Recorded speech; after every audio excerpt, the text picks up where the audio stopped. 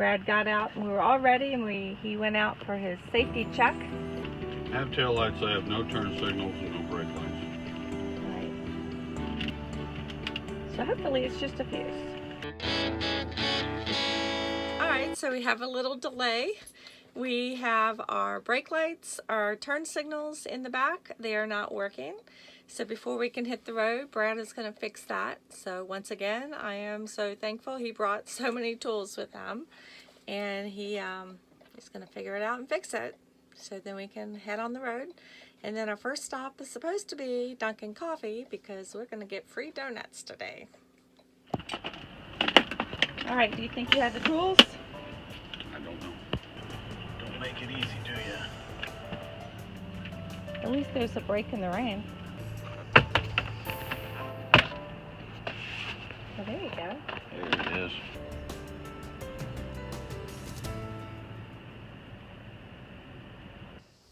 Okay, so new plan. I'm going to route our course to the Ford dealership.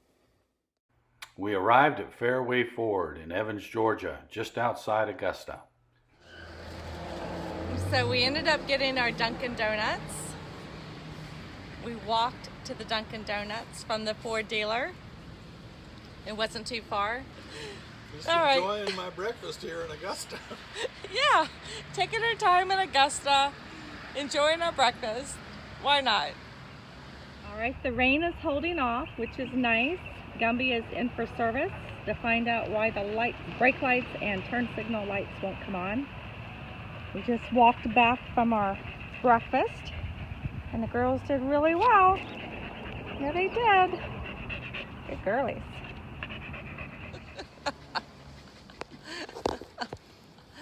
What? Okay, a week ago, this is not how I envisioned our RV adventure going. Not exactly. Sitting on a curb in Augusta, Georgia at the local Ford dealer Yep. while they're trying to troubleshoot a wiring problem with our rig.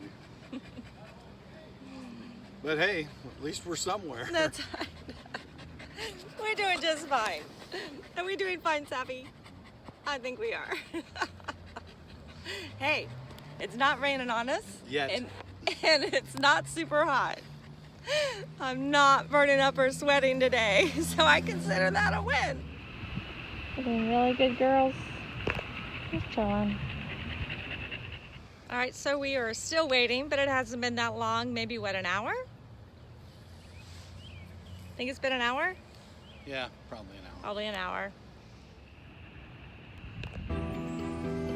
All right, so the dark underside of RV living, episode 1. We are sitting outside of Fairway Ford, waiting on our home to be fixed. All right, there she is. They buttoned her up. I don't think she's fixed. We'll find out.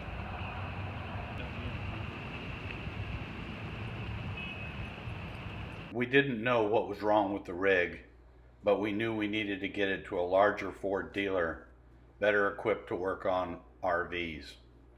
So we made the decision to drive the rig on to Charlotte and my son's house.